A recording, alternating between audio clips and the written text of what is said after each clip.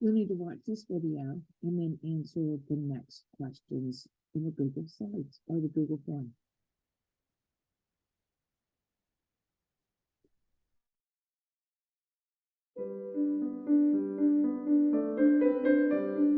The Revolutionary War was fought by thousands of brave colonists who were willing to sacrifice for freedom. We often learn about men like George Washington, Benjamin Franklin, and Thomas Jefferson, but what about the women of the Revolution? Abigail Adams was married to John Adams, who was a patriot and would later become the President of the United States. Adams' husband often traveled in support of American independence, and while traveling, the two wrote many letters.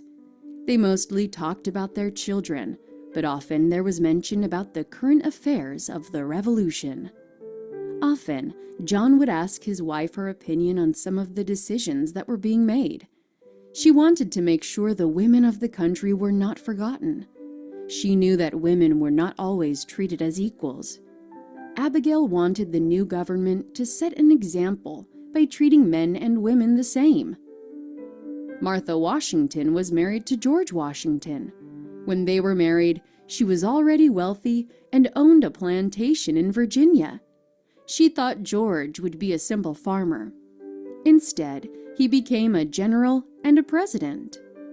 Martha often traveled to be with her husband during the war. She stood in for him when he had to be away. She also spent a lot of time with sick or injured soldiers.